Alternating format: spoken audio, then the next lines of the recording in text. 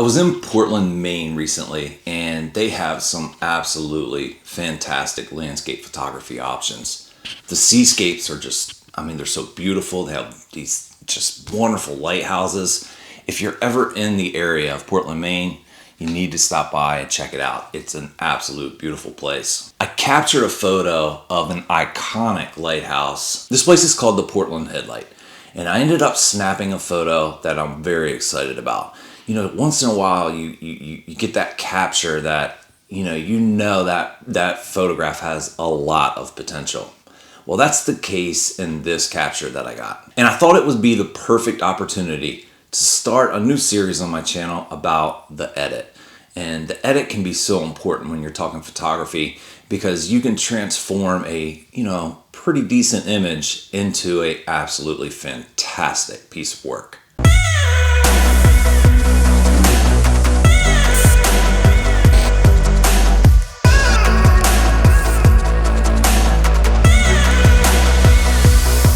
So let me walk you through my process of editing. It's a series of steps when it comes to a photograph that I think has a whole lot of potential. On photos like this, where you want to get the absolute full potential out of this photograph, I go ahead and do a series of steps. I want to show you what those series of steps are, because I know when I'm watching other creators doing their photography editing, I can get bits and pieces of that, and it can improve my process quite a bit. And I mean, to be honest with you, that's how I learned how to edit in my photography, is by watching videos and getting bits and pieces from different people and trying to figure out this and trying to figure out that. It's an important part of the creative process. Okay, so my typical workflow starts just like this. I'm looking at the raw picture, and I want to establish what kind of mood or what kind of emotion I want to show in this picture. And it usually directly relates to, whatever the memory was of when I was there and when I got that capture. I always start out in Lightroom, and I like to get just the basics right in Lightroom, and then I'll show you what I do from there. But I start out in Lightroom, and the first thing I do is I get my crop the way that I want it. Depending on what I'm going to do with the photo, that helps determine what the ratio is that I'm going to use. But in most cases, if I'm going landscape position, I'm going to go 5:7. If I'm going vertical, or I know I'm going to Instagram, then I go 4:3. In this case, I am going to use 5:7, and I'm going to adjust this crop to focus in on just the elements of the picture that I really want, to pop. And one of the rules of photography is, what can I get rid of in this photo? And for me, in this case, I think, the lighthouse and the building here are absolutely the main feature. I'd like to keep this flag in. However, it's one of those things that I think you need to try to get rid of. And in this picture, it's far enough away from the building. I don't think it really adds that much to the picture. So what I want to do is I want to slide this crop over. I want to include as much ocean as possible. There's not a whole lot of great things going on with the sky. And then I'm going to shrink the crop to get that lighthouse right on one of my intersecting lines here. And I always like to make sure I did a okay job with the horizon, and when it's easy to do like this, I just go ahead and it was a little off, not too bad. And that's it. All right, so that's the crop that we're looking at for the final photo. I'm pretty happy with that. My next step is to send the photo into Luminar 3. And I edit a copy with the crop or the Lightroom adjustments that I just did. Luminar 3 is just a wonderful program. It just simplifies things so much and speeds up my workflow. And almost every single time I bring a photo into Luminar 3, I'm in the Essentials tab. Basically brings up tools that it thinks you want to use for whatever type of photo that you're doing.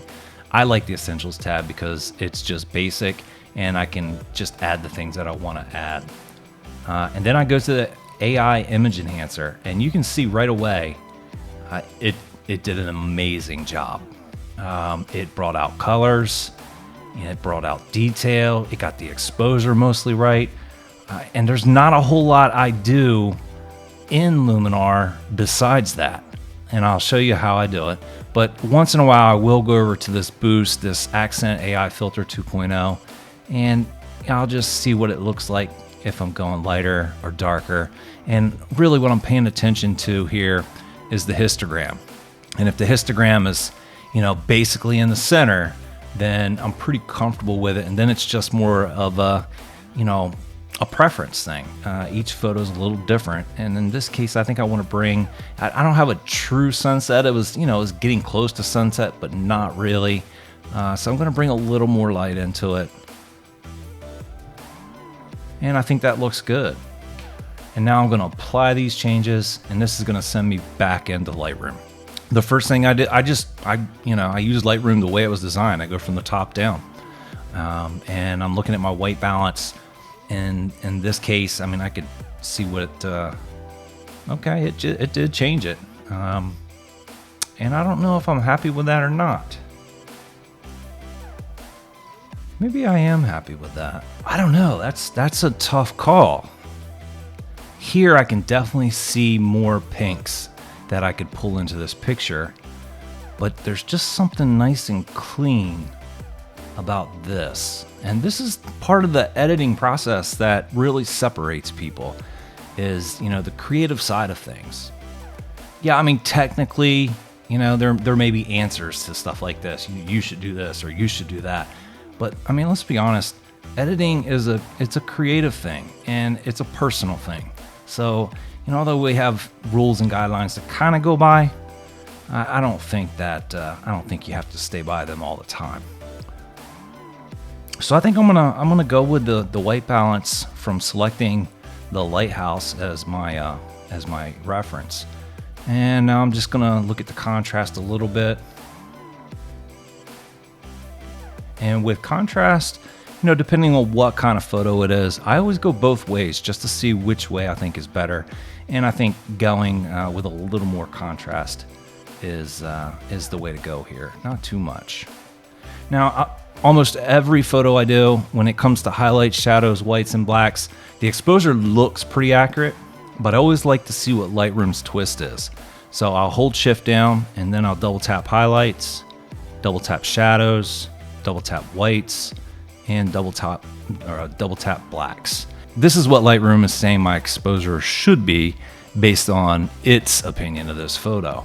And obviously it looks like Lightroom is wrong. We're just way, you can look at the histogram here. We're way too light with this. This is not the feel that I'm looking for. I'm gonna, wrong slider. Highlights, we're gonna drop the highlights.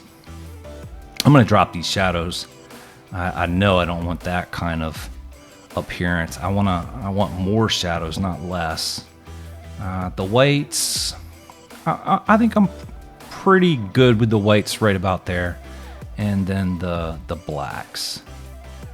You can see it. And again, I think the best way to edit a photo is to go both directions on these sliders, because you never know. You never know what's just gonna kind of pop and stick out. Sometimes but in a photo like this, when there's some dynamic range, like you have some dark areas down here, and I just think you need to know what all your options are. This texture slider, this isn't gonna have a whole lot of good for me in this photo, but I like to see what it'll do. And basically what I see it doing is kind of bringing out the detail in the rocks and the lighthouse itself. And you overdo it, and you can really kind of see what it's doing. You take it away, and you're more of a mystical, dreamy type of appearance. I want some of that detail though, so I'm gonna just bring it up a little bit. I'm not the biggest on clarity. A lot of people add way too much clarity. Lately, I've been finding myself, going in the negative direction with the clarity slider. And again, I like to go both ways, and I'm looking at the ocean, I'm looking at the horizon, I'm looking at the lighthouse. And I think I'm gonna go backwards on this one, just a hair. While I'm looking at this, I see a dust spot right there. You can see that. I'm gonna go ahead and get rid of that. And that did a pretty good job. Dehaze, again, same thing. Lately, this just really depends on the photo, and you can see what it's doing with the sky. I've got a grainy sky, so I'm gonna have to fix that in Photoshop. But I think I like it with just a little. Tough call. I think I like it with just a little bit of negative dehaze, and I think what I'm going to be able to do is try to draw some color out of these grainy clouds. On my tone curve, I usually just get the basic S curve and kind of just tweak it a little bit, get it just how I want it. But I always look at all my options. I'm going up and down, and I think that looks pretty good. And over here,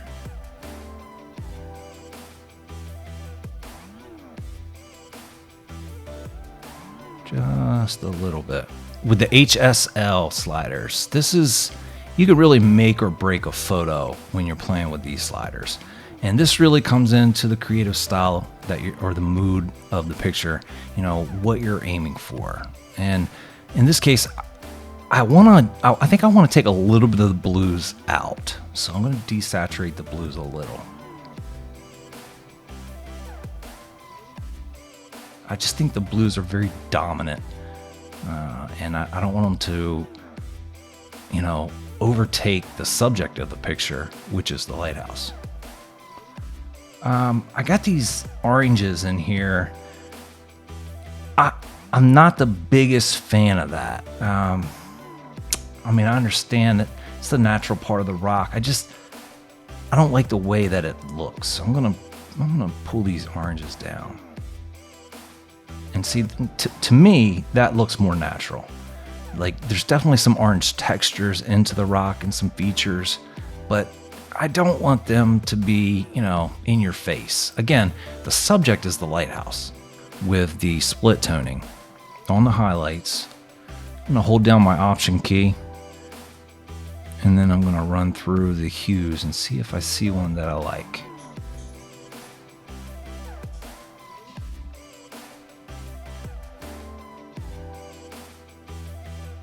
I think maybe there. And then I'm just going to add a little bit of it in. See that? Now, this blue is still bothering me. I'm going to have to pull some more of that out. Okay. I'm liking that. All right, with the sharpening, I don't like to over sharpen because I just think over sharpened photos, they're just not my thing. A lot of people really sharpen and put a whole lot of clarity. In a landscape like this, I want the features that are important to be sharp and detailed. But I already have a lot of green going on here, and I'm gonna fix that in Lightroom. Photoshop. But when you go too heavy on the sharpening, things like that can happen. It just looks bad. Now I pull my radius way down, and I take my detail way up when it comes to sharpening, and then I adjust from there. I think I'm going to fix the noise reduction inside of Photoshop, because if I add enough to fix the sky, it's going to make my whole picture too soft. I still have quite a bit of now see, there's where it would be. That's what I would need to be. And unfortunately, you can see the detail in the tower is now gone. Not as bad as I thought, though. But it is, you can see all the little lines in here. The texture of that tower has been compromised pretty bad. And even in the rocks, you can see how soft they are. I got to do this in a more localized way. So I'm going to bring that noise reduction back down. And then I'm just going to go ahead and do my chromatic aberration. I do enable the profile correction for my Canon, and this was my 70-200. Okay, so now that we're all finished up, both in Lightroom and in Luminar, I want to remove this noise. And the best way that I've found to do this and keep it localized, because I don't want to reduce any noise in any of the areas where I want the detail, is going over into Photoshop. So I'm going to go to Photo, Edit in, and Edit in Photoshop. I'll edit a copy with the Lightroom adjustments, and that's going to take us into Photoshop. And here we go. So the first thing I want to do is select the base image layer and Command J.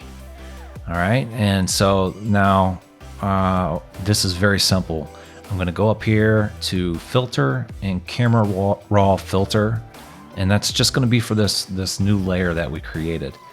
And I'm going to go to the, here it is, to the Detail tab and adjust my luminance until I get it where I want it. I'm going to take the detail down. There we go. Now we're starting to get somewhere. You see how that's just, you know, that green is just gone. Remove the color, the color noise, and I think maybe even a hair more. And there we go. Okay, so now if I turn this layer off, you can see what happens. Off, on. All right, so what I need to do is I need to just apply this layer to the base image for the sky. Okay, so with that new layer and the camera raw filter applied to it, that new layer selected, I'm gonna go down and put a mask on it. I'm gonna hit Command I to invert the mask. And the simplest way to do this, and there's all kinds of ways to do masking, but the simplest way to do, and I think it'll be fine on a scene like this, is just use the quick selection tool. All right, so now you can see that it highlighted some of the ocean here, and it's done some funky stuff with the lighthouse. So with the Alt key, and I'm going to shrink the size of the cursor, the Alt key pressed down, that should delete it. Now I want to zoom in there because I'm not liking the way that's looking. See that? And it's because it's so grainy. So what I'm going to do is shrink the cursor a little more, shrink the brush a little more, and I'm going to use my Alt key. Just try to straighten that out a little bit.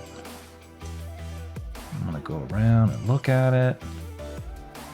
I'm okay with this because, I mean, at the end of the day, we're just getting rid of this grain, so I don't think that's going to be a big deal. And what I have here is it's mistaken the lighthouse as to what it thinks I want to get rid of, but I don't want to get rid of it. I want that detail in the lighthouse. So I'm going to hold my option down, and it did a pretty good job of, there's a little spot right there. Okay. Hold my space bar down and scroll up. That's not bad. That's not bad at all. I think we can live with that. Okay, so now I'm gonna hit B and grab my brush. Make sure I'm on white. And I'm just gonna brush this raw filter from the top layer onto the base image. And this is what we're gonna end up with. And so Command D to deselect. And that's it. There's people in the photo. Let's just see what we can do with these people. And I don't know if we're going to be able to do anything or not. This tool sometimes works really well, and then sometimes not so much. With the grain, I'm not sure it's going to work so well. I'm going to select just the people. So now that I have the people selected, what I need to do is switch back to the base layer because that's where these people are going to actually be located. And then I'm going to hit Shift Delete, and that's going to bring up my content aware fill, and just click OK. Command D, and let's zoom in there a little more. It's left some artifacts here, so that's what it's doing. These pixels are coming through from the other layer. So let's see what we can do about getting rid of that. I'm gonna switch to my mask and I'm gonna paint black and see if we can't paint them out. And that worked. Beautiful. Wow, okay. And there we are. I think that's it. So let's save it. And when we save it, it should automatically go back into Lightroom, just the way it looked in Photoshop, and it did. Now that we're back in Lightroom, this is where I want to put any final touches on this photo. And I see one that I want to do, and that I'm going to zoom in here. And what I want to do is I want to grab my brush and I want to raise the exposure more than what I'm going to leave it at, just so I can see what I'm doing. But I'm just gonna kind of do a little bit of dodging and burning here.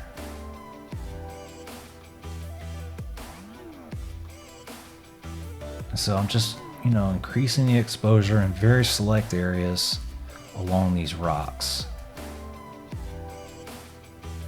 I just want to kind of amplify the detail just a little bit.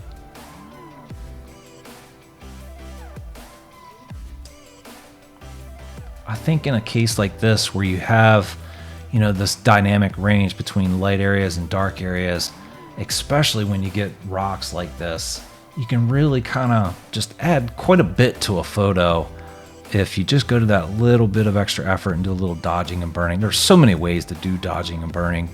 I'm going to do a new brush, and now in this case I'm going to drop the exposure. And so I'm not going to do all the dark areas, but to kind of contrast and amplify the areas that I lightened, I'm going to go in here in areas like this and lower the exposure. I'm going to actually lower it just a hair more.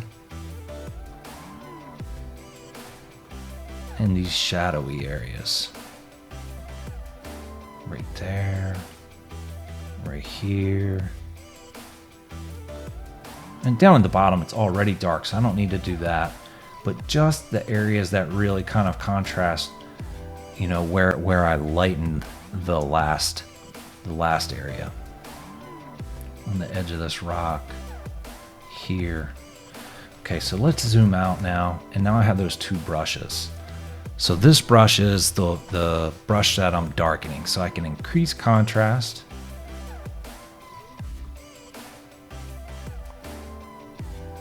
And I don't want to go too much, but I think that looks good. And if we go back to the other one, which is this one, and raise it, see what we look like. See how that adds that might be a bit much. And you could go with the whites or the highlights. But I think that looks good. It just gives it just a little bit of, more tension, a little more to define. And it's just, that little things like that really are what set your work off compared to other people's work. And so that's it. That's my, typical workflow on any photo for the most part. And you can see the reasons behind what I do. It's 3 programs, but it's a pretty quick edit. Now, this is one of my better photos of that trip, so I really wanted to put the time and whatever effort I needed into getting a really good photograph. And I think I did that. And it really wasn't that long of an edit. I've got this down, so when I'm not doing it as a demonstration, I can usually do most photos between 5 and 10 minutes. And when it gets a little longer is when you're fighting an issue, like 1, I was trying to delete the people, and 2, that noise issue can definitely be complicated to get it just right. You don't want to. Working locally is so important. Thank you so much for joining me for the edit. Hopefully you got something out of it. I know I usually get something out of other people's edit videos where they're showing us their thinking and how they do things, their workflow. It can mean a lot. You can pick up little tips here and there. Maybe you didn't know how to dodge and burn. Maybe you didn't think of dodging and burning. But it just really, those little things, they take a little bit of time. It just really, really goes a long ways to put a little extra attention into your edit.